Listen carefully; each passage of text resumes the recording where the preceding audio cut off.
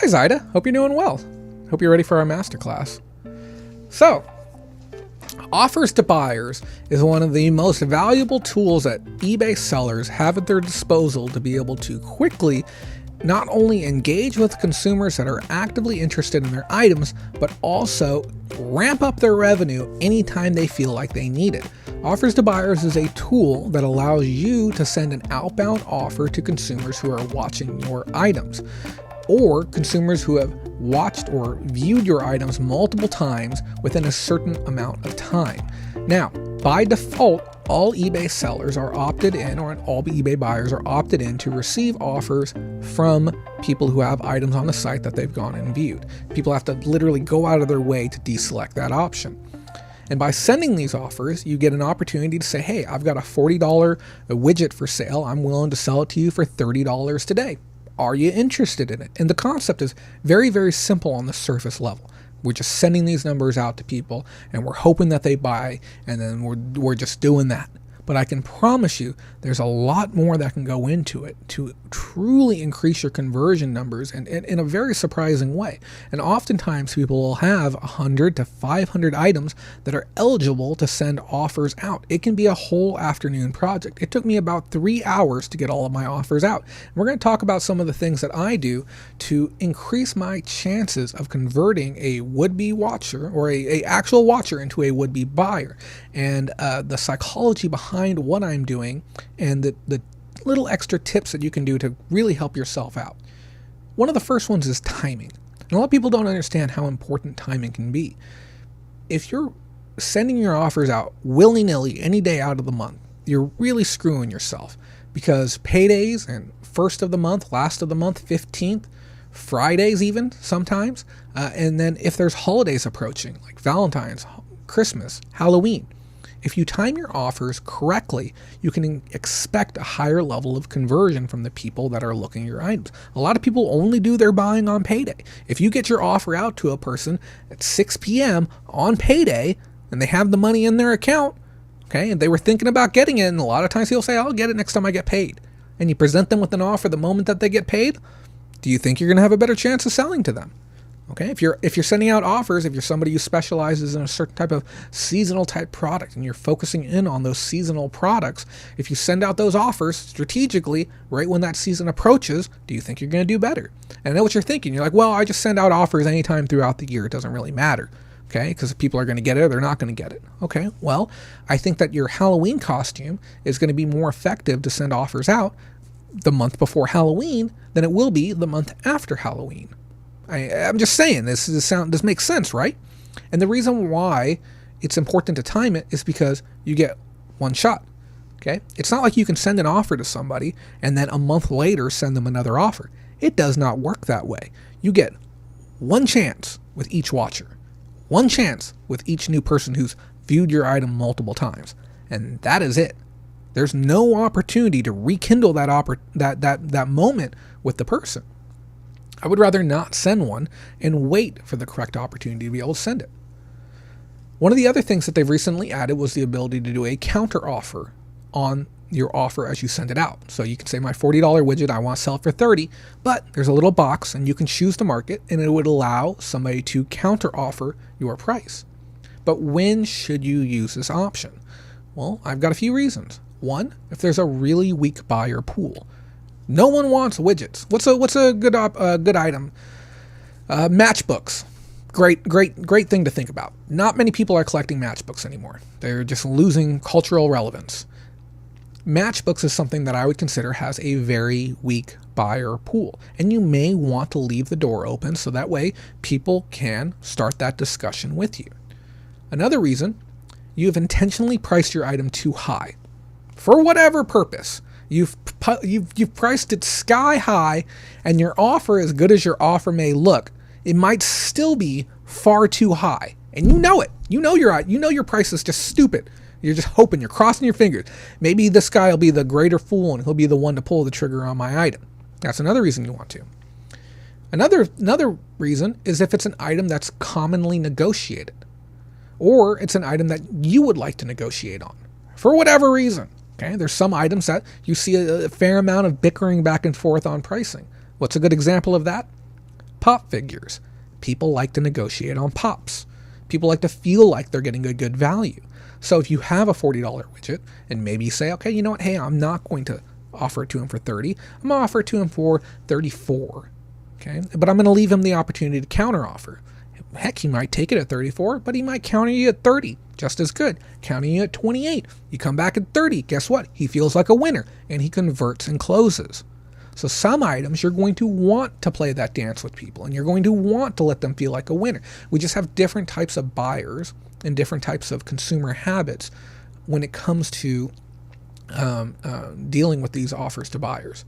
Another purpose for that is if you have an undefined item value, an item that either has no history whatsoever of being sold for whatever reason, or if you have something that is, let's say, handmade. You have a crocheted Sonic and Knuckles.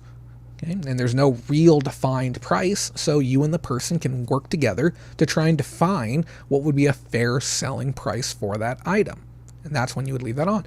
And another one, and the last one, is long tail items. When you have an item that's been on eBay for 1,000 days plus, and now you have this genuine fear the item might not ever sell.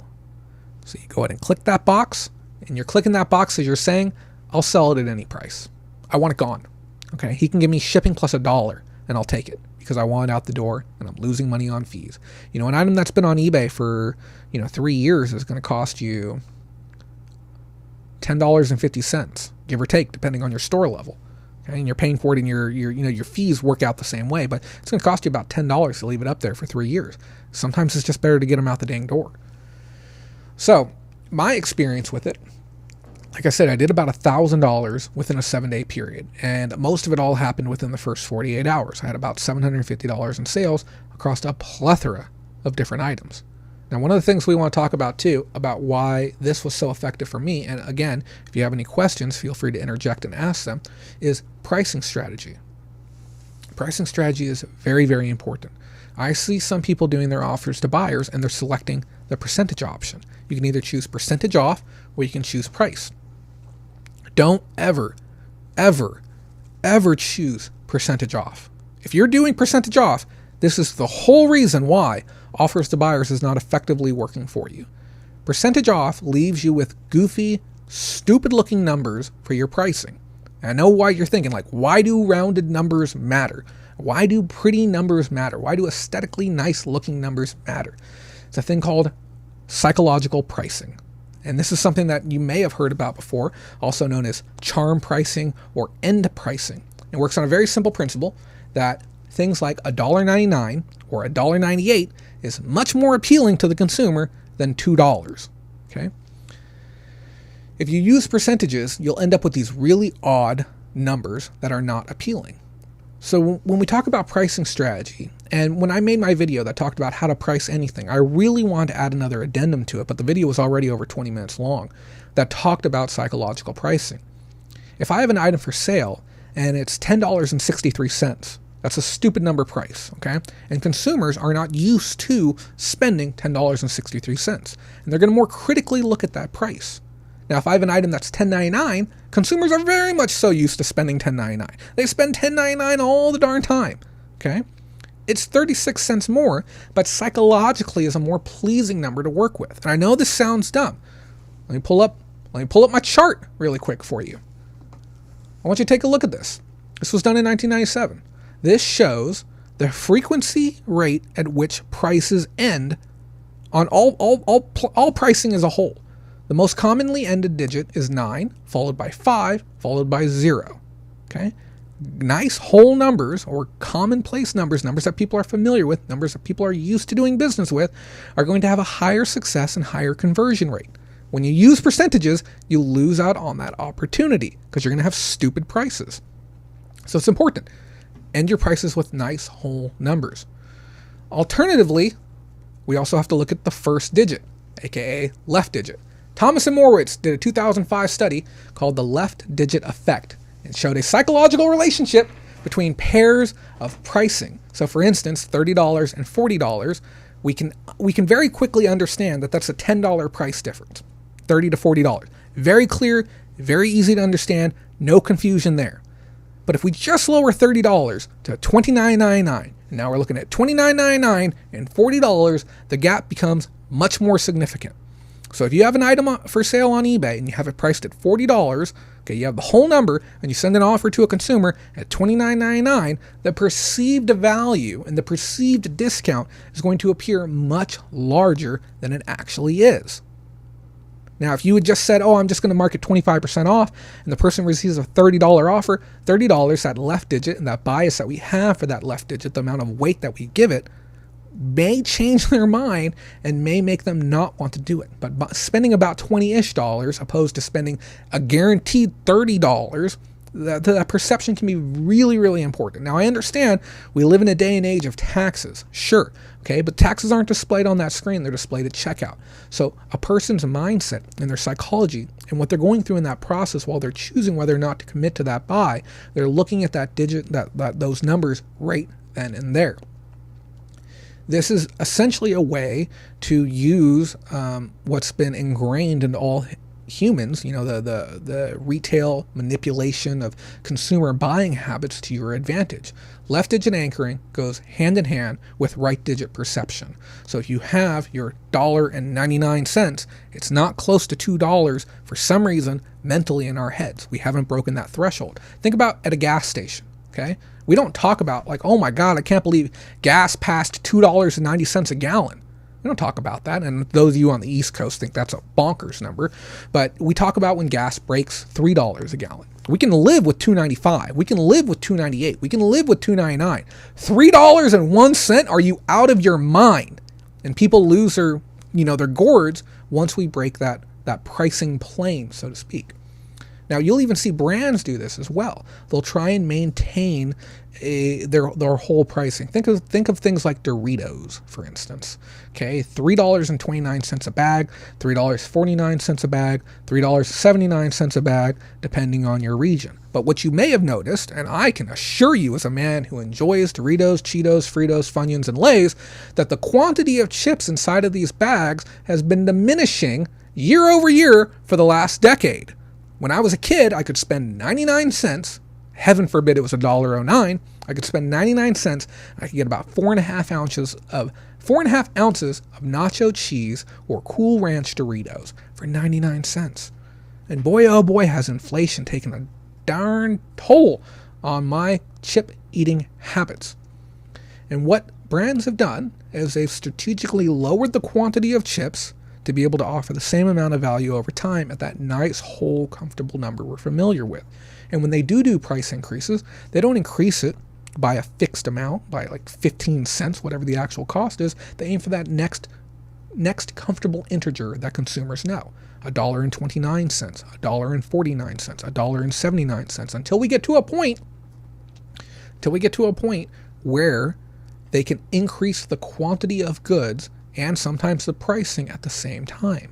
So what do you see? You see these giant bags of chips and they say party size, shareable, family size, and this is after we're getting to the tail end of that pricing adjustment, and then you'll see a price reset happen.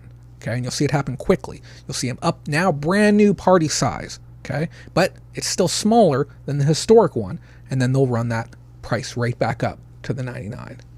Do you always end your pricing with 99? For the most part. There are a few examples where 79, 89, 98, 95 can be a better scenario. So if I'm listing on eBay and I have a competitor, he has his price at $10.99, okay? If I want to, I can be that penny under guy, but psychologically speaking, $10.89, it looks like a nice big gapping from $10.99. Or I might even go $10.95. It depends on what the swarm looks like. If $10.99 and $10.98 is already taken, I might go $10.89. If we have them run down, the cheapest one is $10.63. Okay, that's a stupid number. Okay, I'll probably go $10.49. It looks much better than $10.62 or $10.61 or $10.59. $10.49, a number that a lot of consumers can relate to and they can understand. We've spent these quantities of money before. It's a $10 bill in a couple of quarters. Okay, it's much easier for a consumer to digest that, so I will go after those numbers. So now you understand the importance of price psychology and the impact that it'll have on your offers to buyers. So Who is getting these offers? Remember, it's watchers and viewers who have viewed your items a few times, and you get that one chance with them. So, it's important to remember a poor offer is garbage, and I have to say that. Every now and then I get offers sent to me that'll say 5% off.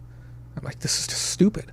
Okay, it's a $75 item and you're giving me like $4 off, $3.50 off. Why are you even wasting my time sending me this offer? Do you think I am so on the fence that $4 is what's kept me watching your item for 2 years? It was $4. That's what you're doing. You're going to send me $4 off. Oh, thank you, sir. Thank you for your kindness and your generosity and your $4 off. And straight into the trash bin that offer goes. So you get that one chance, and if you send out a garbage offer, you'll never get that chance again. So now we have to talk about what I consider the most important segment on offers to buyers. That is something that I don't feel is covered often enough, and that is the message that you are sending to the buyer. Some people don't even send messages. They don't even do it. It's important to remember that all buying decisions, and side note, selling decisions, are based on emotion. This is what we do. Okay? I am hungry. I am going to buy Doritos. Doritos are going to make me happy today. Okay? People buy things because they make them feel happy. People buy things because they make them feel comfortable. People buy things because it cures that feeling of nostalgia. Maybe it reminds them of home. Maybe it reminds them of where they want to be. Maybe it inspires them. And maybe it makes them feel calm. People buy things based on a plethora of emotions. What emotions are you eliciting in the message that you're sending your consumer? Are you eliciting any emotions? When I get an offer and it does not have a message, I feel like that is a wasted opportunity. eBay has come to you and said, hey, check this out. We got this cool thing.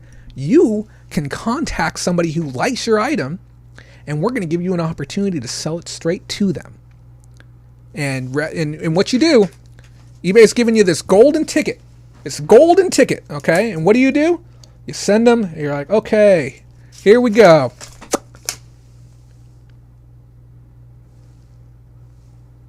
No interest? No interest.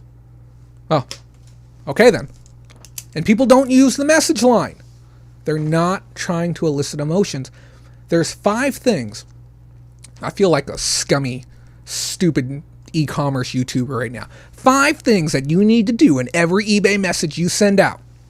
But there are things you need to do to elicit emotion out of people. The first one, and these are mine, yours can be different, and I want to be clear too. Do not create a custom message for each item. You're going to waste your time. Create one message, and you're going to copy and paste it over and over and over and over and over and over. Over 1,000 people received the same message from me the other day. Okay? Because if you have an item and it has 40 watchers and 40 people are eligible to get it, guess what? All 40 people are going to get that message. It's going to be the exact same one. So about 1,000 people got the same message the other day. First emotion I like to elicit, fear of loss. This is it. This is your chance. This is it. Get it. Get it before it's gone. If you don't get it, it is out of here. This is your one chance to get it. You don't want to lose out, do you? Nobody likes a loser. Hurry up. Get in here. Limited time offer. Just like the side of those high-end collectible dolls we posted the other day. This is a limited time offer. You either get it now or you don't get it ever again. This is your one chance to get this price. Do you want it? Next one. This is a fun one. This is a sneaky one. Other people are getting this offer too. I want you to know, I'm really happy that I'm able to give you this offer, but I'm giving this offer to everyone else as well, which means that I only have one of them. So if you want it, you better be the first out of everyone who's getting it. Do you want it? Why are they getting the price? You need to let them know why they are receiving this message.